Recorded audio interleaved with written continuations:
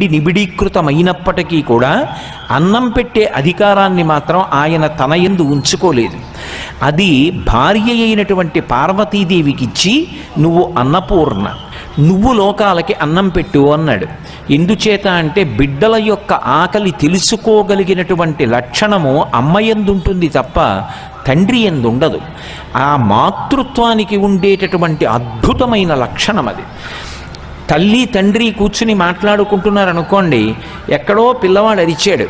సాధారణంగా తండ్రి నీకెప్పుడు పిల్లల మీద ప్రేమతో అదే గోల, వాడేం పిలవలేదు నువ్వే అనుకుంటున్నావు అంటాడు. కాదు, వాడెక్కడో అరిచాడు అంటుంది అని పరుగు పరుగున వెళ్ళి చూస్తుంది. నిజమే, వాడెక్కడో జారిపడి అమ్మా అని అరుస్తాడు. అమ్మకి ఆర్తితో పిలిచిన కేక వినపడినట్టుగా నిజానికి తండ్రికి వినపడదు. ఆ మాతృత్వం అనేటటువంటిది ఒక అద్భుతమైనటువంటి ప్రకాశం. ఆ ప్రకాశాన్ని పరమేశ్వరుడు ఒక్క స్త్రీమూర్తి ఎందే పెట్టాడు. అందుకే కడుపు తడిమి ఆకలి తీర్చి అన్నం పెట్టగలిగినటువంటి ఆ సౌహార్ద్ర లక్షణము తనంత తానుగా స్త్రీ యందు ప్రకాశిస్తుంది. కాబట్టే తాను తన యందు ఉంచుకోకుండా అన్నం పెట్టే లక్షణాన్ని భార్య అయిన పార్వతీదేవికి ఇచ్చాడు. ఆవిడ అన్నపూర్ణగా నిలబడిందనుకోండి, ఏదో బిడ్డలు వచ్చి అడిగిన తరువాత లోపలికి తీసుకెళ్ళి వచ్చి గిన్నెతో అన్నం పెట్టడం కాదు.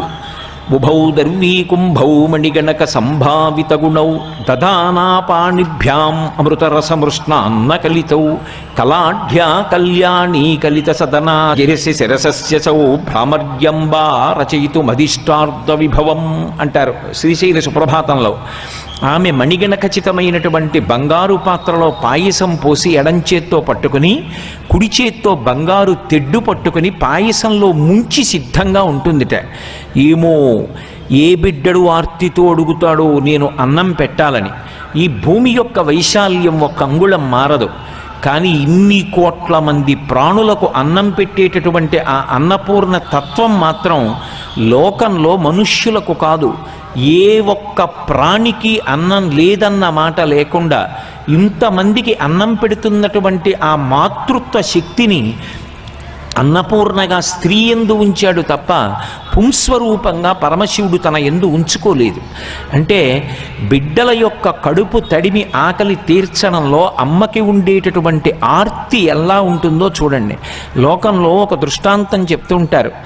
దారి తప్పి చెడు మార్గంలో తిరుగుతున్నటువంటి కొడుకు రాత్రి 12 గంటలకి కూడా ఇంటికి రాకపోతే నిద్రపోయినట్టు నటిస్తూ వాడు వచ్చి ఒకవేళ ఏ తలుపన్నా చప్పుడు చేస్తే తండ్రికి మెలకువ వస్తే వాణ్ణి గద్దిస్తాడేమో, అన్నం తినకుండా వెళ్ళిపోతాడేమోనని, తలుపు చప్పుడవుతుందేమోనని కళ్ళల్లో ఒత్తులు వేసుకుని ఎదురు చూసి తలుపు చప్పుడైతే తలుపు తీసి వాణ్ణి గుప్తంగా ముందు తీసుకొచ్చి తండ్రి లేచి గద్దించకముందే అన్నం పెట్టి ఏడుస్తూ అన్నం పెడితే కడుపు నిండా తినడేమోనని వాడు మజ్జిగ పోసుకుని అన్నం తినేటప్పుడు ఏడ్చి, ఏమి ప్రారంధం రా, నీ తండ్రిని ఇంత క్షోభ పెట్టి నన్ను క్షోభ పెట్టి దారి తప్పి ఇలా బాధపడుతున్నావు అని అప్పుడు ఏడుస్తుందిట అమ్మ. వాడు ఎక్కడ అన్నం తినడోనని ముందు ఏడ్పు కూడా ఏడవదు. అంతటి మహాత్యాగశీలత్వం ఏదో శిక్షణా కేంద్రాల వల్ల రాదు. అది ఏదో తల్లితనంలో ఈ మమకారం కానీ తల్లితనంలో కారుణ్యాన్ని కానీ నేర్పడానికి శిక్షణా కేంద్రాలు లోకంలో లేవు. లలితాపరా భట్టారిక స్వరూపాన్ని చూడ్డానికి ఏ కాంచీపురమో శృంగేరియో వెళ్ళక్కర్లేదు. అప్పుడే పుట్టినటువంటి తన పిల్లలకి పాలిచ్చినటువంటి కుక్కలో కనపడుతుంది. అప్పుడే పుట్టినటువంటి తన పిల్లల్ని గ్రద్ద తన్నుకుపోకుండా రెక్కలు జాపి దాని కింద పిల్లల్ని పెట్టి రక్షించుకున్నటువంటి కోడిపెట్ట యొక్క కళ్ళల్లో ఆ మాతృత్వం లలితాపరాభట్టారిక తత్వం కనపడుతుంది. లోకంలో ఆ మాతృత్వం అనేటటువంటిది లేని నాడు అసలు ఈ సృష్టి లేనే లేదు. ఎందుచేత అంటే ఒక మాట చెప్తారు పెద్దలు, స్త్రీకి జీవితంలో అన్నిటికన్నా గొప్పదేది అంటే మంగళసూత్రమే. ఆ మంగళసూత్రం కన్నా గొప్పది ఇంకొకటి ఉండదు. నా భర్త అదొక్కటే. మీరు చూడండి, లోకంలో పురుషుడు అనలేని మాటలు 2 స్త్రీ మాత్రమే అంటుంది. ఈ 2 మాటలు పురుషుడు తన జీవితంలో అనలేడు, స్త్రీ అంటుంది. ఇది నేను కేవలం పొగడడానికి అంటలేదు, శాస్త్రాన్ని ఆధారం చేసుకు చెప్తున్నాను.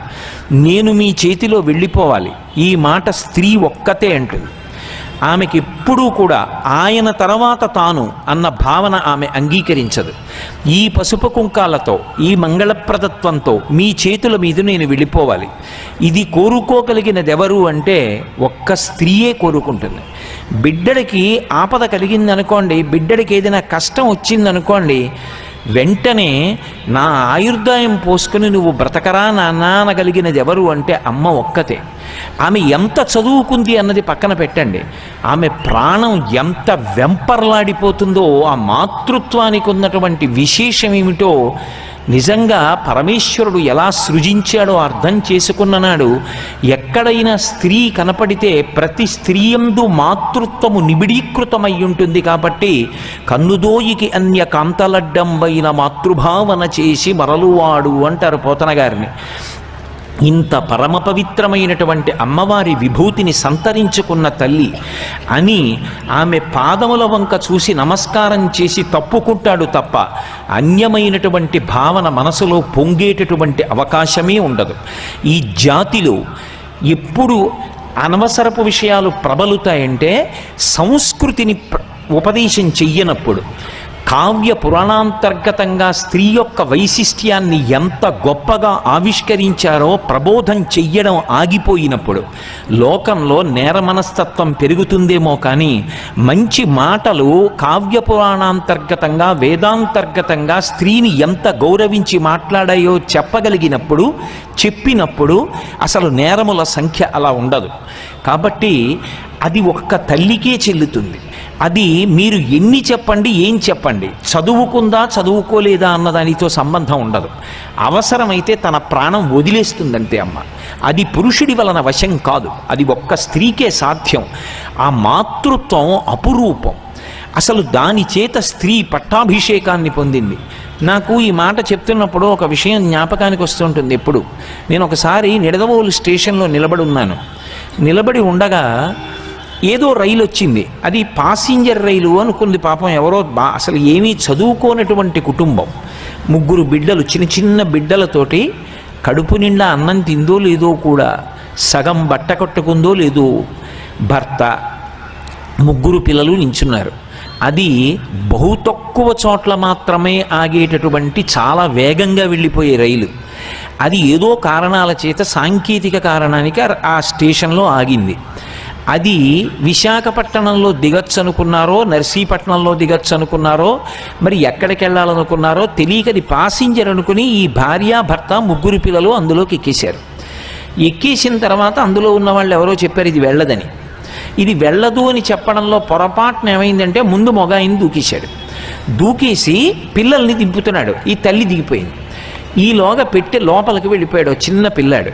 వాడి కోసం ఈవిడ అరుస్తోంది. రైలు వెళ్ళిపోయింది.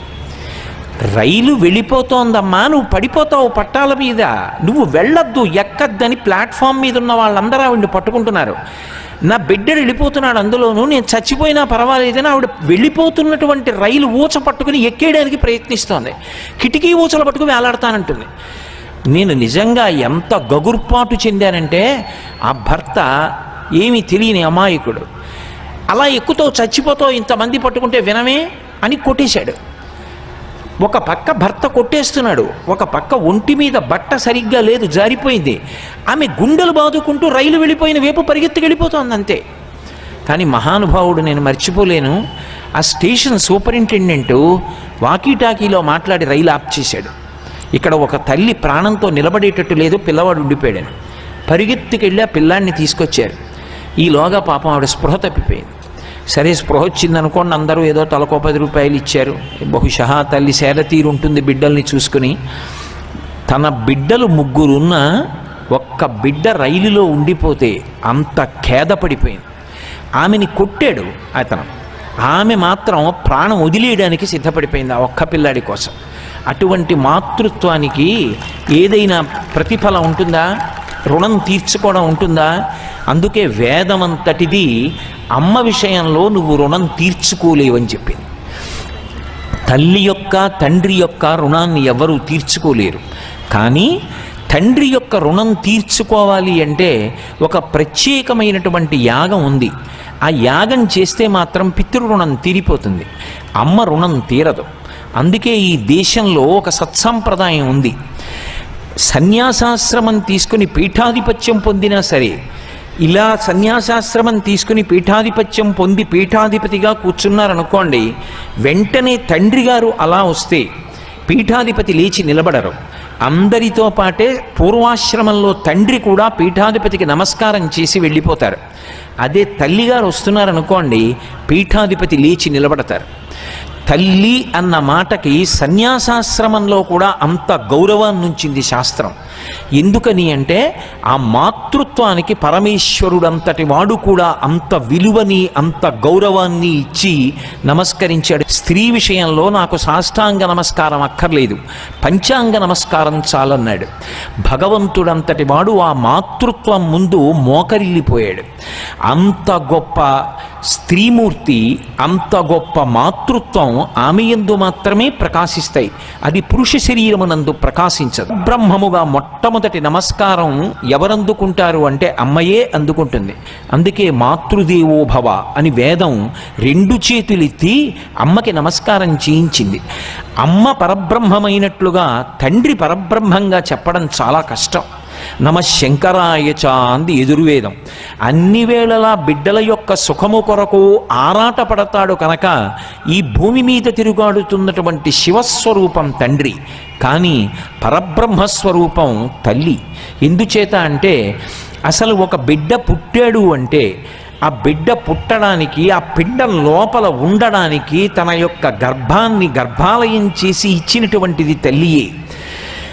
లోకంలో ఒక మాట చెప్తూ ఉంటారు, ఇంగ్లీష్లో ఓ మాట అంటారు, from womb to tomb she is the innocent lamb అంటుంటారు. ఒక స్త్రీ తల్లి కడుపు దగ్గర నుంచి సమాధి వరకు ఆమె యొక్క స్పర్శ లేకుండా అసలు జీవనం సాగదు. అంత రాశీభూతమైన అమాయకత్వం. ఏ ప్రతిఫలాన్ని కోరనిది లోకంలో ఎవరైనా ఉంటే అమ్మ ఒక్కతే. సేద తీరణం అన్న మాట ఉంటే అమ్మ ఒక్కటే. అమ్మ దగ్గర సేద తీరినట్టుగా లోకంలో ఎక్కడా సేద తీరలేరు. అందుకే శంకరులంతటి వారు శంకరుడి మీద స్తోత్రం చేస్తే శివానందలహరి అన్నారు, అమ్మ మీద చెప్తే సౌందర్యలహరి అన్నారు తప్ప అంబానందలహరి అనలేదు. సౌందర్యము అన్న మాటకు అర్థం బాహ్యంలో శరీరమునందు ప్రకాశించే అందం కాదు. అది ఇవాళ ఉంటుంది, ఒక సంఘటన జరిగితే ఆ అందం పోతుంది. శంకర భగవత్పాదులు అన్నట్టుగా మాకురు ధనజన యవ్వన గర్వం హరతి నిమీషత్కాల సర్వం మాయామయమిదమఖిలం హిత్వా బ్రహ్మపదం త్వం ప్రవిశవిదిత్వా అంటారు. మాకురు ధనజన యవ్వన గర్వం హరతి నిమీషత్కాల సర్వం. ఒక నిమిషం చాలు అందం పోవడానికి. కానీ అమ్మ అన్న మాటలో ఉన్న అందం ఏదుందో అది సౌందర్యం. అది ఎంత వయసు వచ్చినా పెరుగుతుంది తప్ప తరిగిపోయేది కాదు. అమ్మ కడుపులో ఉండగా నాభీబంధం, అమ్మ తిన్న అన్నంలో సారాన్ని నాభి ద్వారా బిడ్డకు అందిస్తుంది. అమ్మ కడుపులోంచి బిడ్డడు బయటికి వచ్చేసిన తర్వాత నాభి కోసేస్తారేమో కానీ హృదయబంధం అలాగే నిలబడిపోతుంది. ఈమె నా తల్లి, వీడు నా బిడ్డడు, ఆ సంబంధం పోదు. చిట్ట చివరికి ప్రాణ అపాన వ్యాన ఉదాన సమాన నాగ కూర్మ కృకర ధనంజయ దేవదత్తములనేటటువంటి 10 వాయువులలో వ్యానవాయువు అనేటటువంటి వాయువు శిథిలమైనటువంటి ఆస్తి మీద యాజమాన్యపు హక్కు పెట్టుకున్నట్టుగా శరీరాన్ని ఆశ్రయించి ఉండిపోతుంది. ఆఖరణ ఏదో పాడుపడిపోయిన ఒక భవనం ఉందనుకోండి, ఎవరైనా చటుక్కుని అమ్మేస్తారేమోనని ఇది ఫలానా వారికి చెందినది అని అక్కడ ఒక చిన్న ఫలకం పెడుతూ ఉంటారు. అలాగే ఇందులోంచి జీవుడు వెళ్ళిపోయినా ఈ శరీరము నాది అనేటటువంటి ఒక అభిమాన దేవత ఉండిపోతుంది. అది ఎప్పుడు వెళ్ళిపోతుందంటే కడుపున పుట్టినటువంటి కొడుకు శ్మశానంలో ఆనంద హోమం చేసి, పిచ్చి అమ్మ ఈ శరీరం జర్జరీభూతం అయిపోయింది, ముసలిదైపోయిందమ్మా, ఎందుకు సహకరించదు, దానిలో ఎందుకుంటావు, మా మీద మమకారంతో కదూ అమ్మా, మేము యోగ్యమైన మార్గంలో నడుస్తాం, నువ్వు ఈ శరీరాన్ని విడిచిపెట్టి వేరొక శరీరంలో ప్రవేశించు అని కొడుకు ప్రార్థన చేస్తే వ్యానవాయువు వదిలిపెడుతుంది. అంటే అమ్మకి బిడ్డలకి ఉండేటటువంటి అనుబంధం ఎంత గొప్పగా ఉంటుందో, అసలు ఆ మాతృత్వంలో ఉండేటటువంటి అద్భుతం అటువంటిది. ఆమె పడనటువంటి కష్టం ఉండదు. కాలు జారుతుందేమో భయం. లోపల పెరుగుతున్నటువంటి పిండం యొక్క చిత్రాన్ని ఎవరైనా చూపిస్తే హడిలిపోతారు. అంత భయంకరమైనటువంటి పంజరం తయారై సప్తధాతువులు చర్మము, రక్తము, మాంసము, కొవ్వు, అస్థి, శుక్ల, మేధ ఏర్పడుతుంటే జీవుడు అనుప్రవేశం చేస్తే కాలు పెట్టి పిల్లవాడు కడుపులో తంతే పరమ సంతోషంగా కిలకిలా నవ్వుతూ అమ్మకి చెప్తుందమ్మా ఇక్కడ వాడు తంతున్నాడమ్మా అని పొంగిపోతుంది. అంత కష్టపడి నెత్తురు పోగొట్టుకొని పునర్జన్మ పొంది బిడ్డణ్ణి కంటుంది. కన్న తర్వాత ఆ బిడ్డడు బయటికి వచ్చినప్పుడు బిడ్డడు అమ్మకి కృతజ్ఞత చెప్పాలా, అమ్మ బిడ్డడికి కృతజ్ఞత చెప్పాలా అంటే అసలు బిడ్డడు కాదు కృతజ్ఞత చెప్పేది, వాడికి ఏం తెలుసని అజ్ఞానావస్థలో ఉంటాడు. కానీ వాడు నా బిడ్డడు అని వాడిని పొదివిట పట్టుకుని దగ్గరికి చేర్చుకుని ఎంత పరవశించిపోతుందో. ఆ జన్మాంతరం ఆమె కోరేది ఏవీ ఉండదు. అందుకే సౌందర్యము అన్న మాటకి పర్యాయపదమైంది. 95 ఏళ్ళు రానివ్వండి, ఒళ్ళు ముడతలు పడిపోనివ్వండి, గాజు బొమ్మ అయిపోనివ్వండి, ఆఖరికి సంతలో కొన్న బొమ్మ ఎంత ఉంటుందో అంత చిన్నదైపోయి ఓ చిన్న మంచంలో పడుకొని ఉండనివ్వండి. రాత్రి కొడుకు 11 గంటలకు వచ్చి భోజనానికి కూర్చుని 2 నిమిషాల్లో లేచిపోతే పడుకున్నట్టుగా ఉన్న అమ్మ కొడుకుని పిలిచి, నాన్న 2-3 రోజుల నుంచి ఇలాగే వస్తున్నావురా, 5 నిమిషాల్లో లేచిపోతున్నావు, ఇలా అయితే ఆరోగ్యం ఎక్కడ నిలబడుతుందిరా అంటుంది. వడ్డించక్కర్లేదు, వాడు భోజనాన్ని దగ్గర నుంచి లేచిపోయినటువంటి సమయాన్ని బట్టి తల్లడిల్లిపోతుంది ఆవిడ హృదయం. అమ్మ లాంటి ప్రాణి లోకంలో ఉండదు. దురదృష్టము అన్న మాట ఎప్పుడు అన్వయం అవుతుందంటే జీవితంలో అమ్మ పోయిన నాడే. అమ్మ ఉన్న నాళ్ళు ఓదార్పుకి లోటు లేదు. ఎంత పెద్దదైపోనివ్వండి, అమ్మ దగ్గరికి వెళ్ళి కూర్చుంటే అమ్మ గాజు పొరలాంటి చేత్తో చేతిలో నెత్తురు కూడా ఉండదు, తెల్లగా అయిపోతుంది.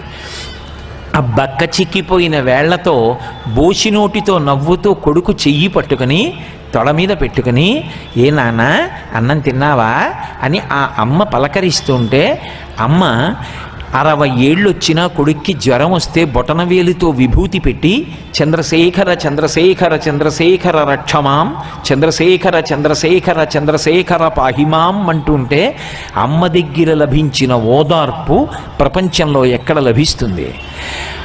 అమ్మ దగ్గర లభించడం కాదు, అమ్మ వెళ్ళిపోయిన తరువాత, అంటే నా ఉద్దేశ్యం అమంగళకరంగా మాట్లాడలేక అలా అంటున్నాను. అమ్మ శరీరం పడిపోతే అమ్మ కట్టి విప్పినటువంటి చీరలు బొంత కుట్టుకుని పడుకున్నా నిద్రపడుతుంది, సేద తీరుతుంది. అమ్మ కట్టి విప్పిన బట్టకి కూడా అంత ప్రేమ, ఆ బట్టకి కూడా అంత ఓదార్పు. అమ్మ వేసుకుని విప్పిన చెప్పులకు అంత ఓదార్పు, అమ్మ పెట్టుకున్న కళ్ళజోడికి అంత ఓదార్పు. వాటి వంక చూసేటప్పటికే మనసు ఏదో ఆర్ద్రతని పొందుతుంది, ఎంత సంతోషాన్ని పొందుతుందో. అమ్మలాంటి వ్యక్తి ఇక సృష్టిలో ఉండదు. అందుకే జగన్మాత అంతటిది కూడాట తల్లిని తీసేయవలసి వస్తే బెంగ పెట్టుకుందిట. వీడు అమ్మా అని నా వంక తిరిగి ఏడిస్తే నేనేమని జవాబు చెప్పాలి? అలాగని అమ్మ చేతిలో బిడ్డ వెళ్ళిపోవడం మర్యాద కాదు. బిడ్డ చేతిలో అమ్మ వెళ్ళిపోవాలి.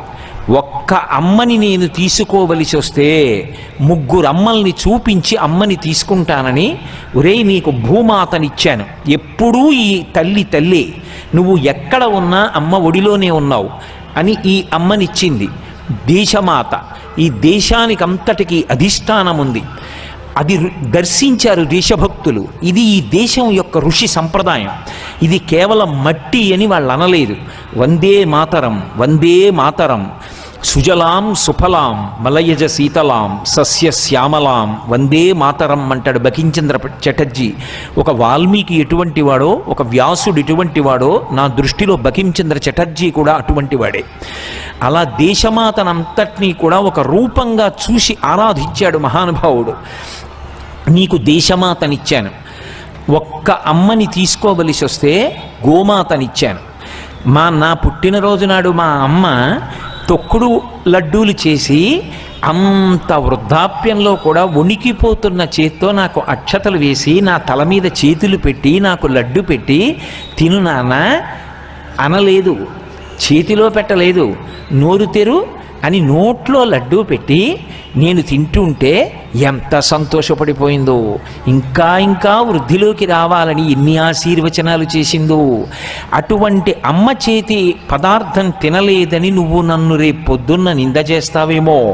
నీకు గోమాతనిస్తున్నాను. నీ పుట్టినరోజు నాడు ఆవు పాలు తాగు.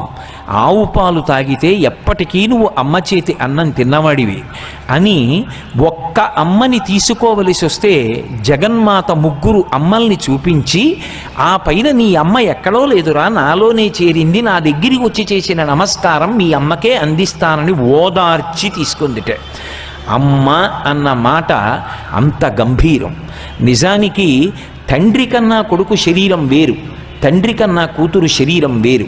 కానీ యథార్థం చెప్పవలసి వస్తే అమ్మ కన్నా కూడా బిడ్డ యొక్క శరీరం వేరు కాదు. నా గోరు తీసి అక్కడ పెట్టాననుకోండి, నా నుంచి వేరు చేసిన అది నా గోరి. నా కాలి వేలు ముక్క చేసి అక్కడ పెట్టాననుకోండి, అది వేరైపోయినా నా కాలి వేలే. నేను మా అమ్మ కడుపులో పెరిగాను. నేనే కాదు, మీరందరూ, మనమందరం అమ్మ కడుపులో ఊపిరి పోసుకున్నాం. అమ్మ తిన్న అన్నంలోంచి ఈ సప్తధాతువులు వచ్చాయి. ప్రసవ వేదన పడి ఎంత కష్టపడి ఈ శరీరాన్ని కందు. అమ్మ శరీరంలో అంతర్భాగం బయటికి వచ్చింది తప్ప గోరు ఊడి బయటికి వచ్చిన నాదైనట్టు మా అమ్మ శరీరంలో ఒక ముక్క ఈ శరీరం. కాబట్టి ఇది ఎప్పటికీ మా అమ్మదే తప్ప నాది మాత్రం కాదు. అందుకే అమ్మ అమ్మే. అబ్దుల్ కలాం గారంతటి మహానుభావుడు రాష్ట్రపతి పదవిని చేసి దేశానికి ఖ్యాతి తెచ్చినవాడు, అంతటి శాస్త్రవేత్త ఒక మాట రాసుకున్నారు. వింగ్స్ ఆఫ్ ఫైర్కి ఉపోద్ఘాతం రాస్తూ, అమ్మ, 2వ ప్రపంచ యుద్ధం జరుగుతున్నప్పుడు తినడానికి రొట్టెలు లేని రోజులలో నేను వచ్చి రొట్టెలు తింటుంటే నీకు ఉంచుకోకుండా రుచిగా ఉన్నాయని నేను రొట్టెలన్నీ తినేశాను, నాకు పెట్టేశావు. అన్నయ్య వచ్చి, ఏరా అసలే 2వ ప్రపంచ యుద్ధం జరుగుతోంది, రేషను గోధుమలు దొరకట్లేదు, నువ్వు రుచిగా ఉన్నాయని తినేస్తుంటే అమ్మ తను తినకుండా నీకు పెట్టేసింది. తను తినకుండా నీకు పెట్టిందే